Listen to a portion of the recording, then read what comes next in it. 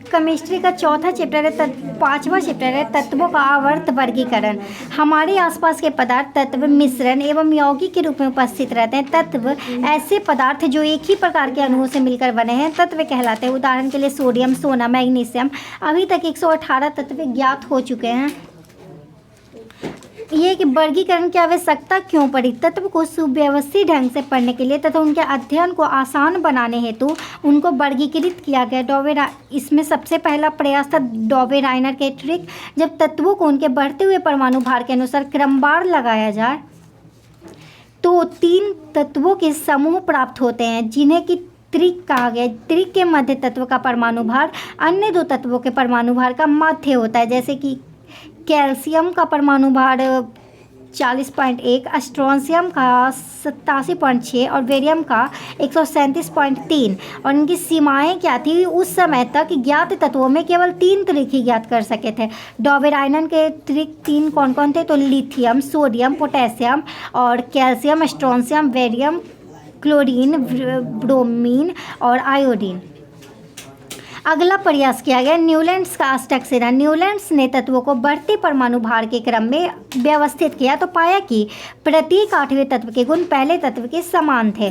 इसकी तुलना संगीत के अष्टक से की गई तथा इसलिए इसे अष्टक का सिद्धांत कहा गया। उदाहरण के लिए लिथियम एवं सोडियम धातु के गुण समान हैं। सीमाएं: यह नियम केवल कैल्शियम धातु हल्के तत्वों तक लागू होता है। नए तत्वों के गुण इस सारणी से मेल नहीं खाते। सारणी में तत्वों को समंजित करने के लिए न केवल 2 तत्वों को एक साथ रख दिया बल्कि असमान तत्वों जिनके गुणों में कोई समानता नहीं थी एक स्थान रख दिया गया। अगला ये दिया गया है सारे गामा की अब तुलना करके। अगला मेंडलीफ की आवर्त सारणी। तो तत्वों के भौतिक तथा रासायनिक गुण इनके परमाणु द्रव्यमानों के आवर्त फलन है। मेंडलीफ की आवर्त सारणी तत्वों के रासायनिक गुणधर्मों पर आधारित है। इसमें 8 ऊर्ध्वाधर स्तंभ हैं जिन्हें समूह कहते हैं और 7 क्षैतिज पंक्तियां हैं जिन्हें आवर्त कहते हैं। अगला मेंडलीफ की आवर्त सारणी की उपलब्धियां। तो अज्ञात तत्वों के लिए रिक्त स्थान छोड़े गए जैसे स्कैंडियम, गैलियम तथा जर्मेनियम के लिए। समान गुणधर्म वाले तत्वों को एक साथ स्थान मिल गया। पिछली व्यवस्था को छेड़े बिना ही अक्रिय गैसों का पता लगने पर इन्हें अलग समूह में रखा जा सकता था। अगला सीमाएं क्या थी? तो समस्थानिकों की स्थिति स्पष्ट नहीं थी। अगला हाइड्रोजन का स्थान निश्चित नहीं था। कुछ तत्वों का परमाणु द्रव्यमानों के अनुसार अनुचित क्रम था। ये दिया गया मेंडलीफ की आवर्त सारणी। और अगला है आधुनिक आवर्त सारणी। तत्व के परमाणु द्रव्यमान की तुलना में उसका परमाणु संख्या अधिक आधारभूत गुणधर्म है। आधुनिक आवर्त नियम के अनुसार तत्वों के गुणधर्म उनकी परमाणु संख्या का आवर्त फलन होता है।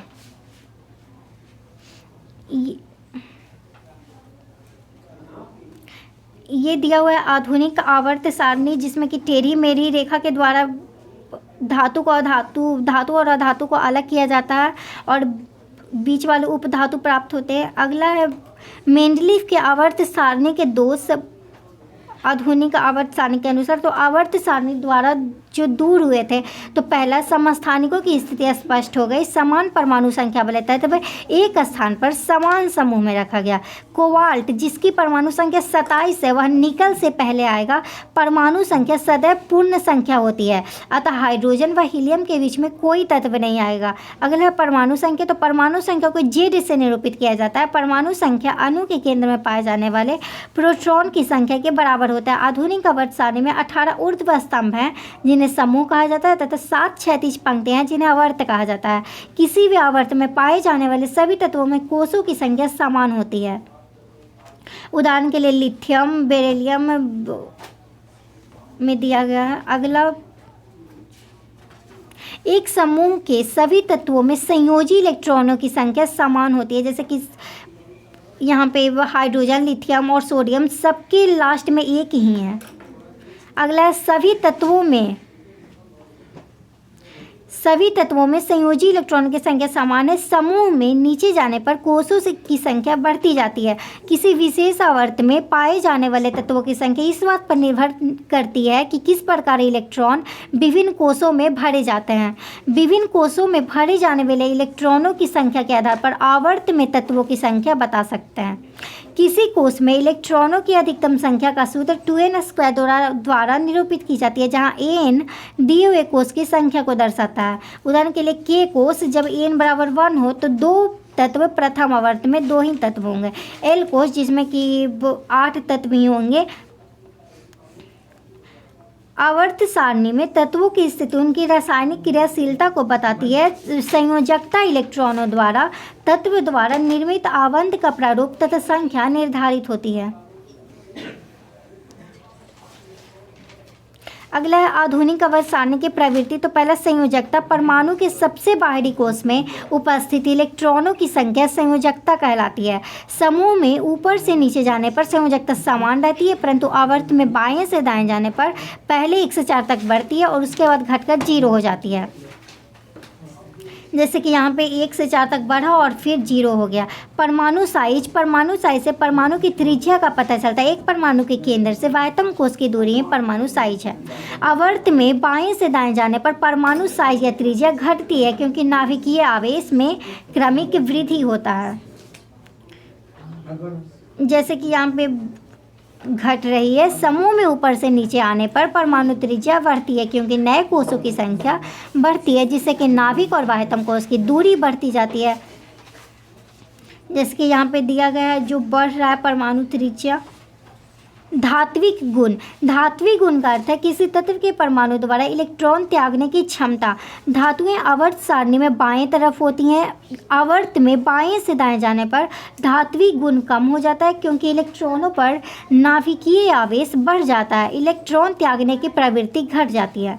धातु इलेक्ट्रॉन खोते हैं और धनात्मक आयन बनाते हैं, अतः धातु वैद्युत धनात्मक तत्व कहलाते हैं। समूह में ऊपर से नीचे आने पर धात्विक गुण बढ़ता है, क्योंकि संयोजकता इलेक्ट्रॉन पर नाभिकीय आवेश घटता है तथा बाहरी इलेक्ट्रॉन सुगमतापूर्वक निकल जाता है। अगला है अधात्विक गुणधर्म। अधातुएं वैद्युत ऋणात्मक होती हैं, वे इलेक्ट्रॉनों को ग्रहण करती हैं। अधातुएं आवर्त सारणी में दाएं और पाई जाती हैं। आवर्त में बाएं से दाएं जाने पर अधात्विक गुण बढ़ता है, क्योंकि प्रभावी नाभिकीय आवेश बढ़ने के कारण इलेक्ट्रॉन ग्रहण करने की प्रवृत्ति बढ़ जाती है। समूह में ऊपर से नीचे आने पर अधात्विक गुण कम होता जाता है, क्योंकि प्रभावी नाभिकीय आवेश कम हो जाता है, जिससे इलेक्ट्रॉन अपनाने की क्षमता कम हो जाती है। आवर्त सारणी के मध्य में उपधातु या अर्धधातुएं पाई जाती हैं। ये कुछ गुण धातुओं के तथा कुछ गुण अधातुओं के दर्शाते हैं। अगला धातु ऑक्साइड क्षारीय प्रकृति के होते हैं, जबकि अधातु ऑक्साइड अम्लीय प्रकृति के होते हैं। अगला परमाणु साइज। आवर्त में परिवर्तन, मतलब कि एक चार्ट के द्वारा दिया गया परमाणु साइज आवर्त में परिवर्तन है।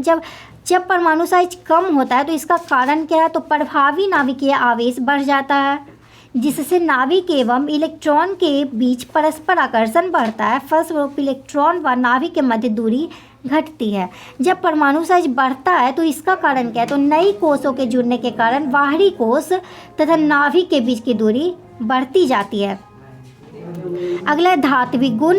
जब कम होता जाता है तो इसका क्या कारण है? तो प्रभावी नाभिकीय आवेश बढ़ने के कारण संयोजन इलेक्ट्रॉन त्यागने की प्रवृत्ति घट जाती है। जब धात्विक गुण बढ़ता जाता है तो इसका मतलब क्या है? तो प्रभावी नाभिकीय आवेश कम हो जाता है तथा संयोजी इलेक्ट्रॉन त्यागने की क्षमता बढ़ जाती है। अगला अधात्विक गुण बढ़ता जाता है, इसका मतलब क्या है? तो प्रभावी नाभिकीय आवेश बढ़ने के कारण इलेक्ट्रॉन ग्रहण करने की प्रवृत्ति बढ़ जाती है। कम हो जाता है तो तब प्रभावी नाभिकीय आवेश कम होने के कारण इलेक्ट्रॉन अपनाने की क्षमता कम हो जाती है।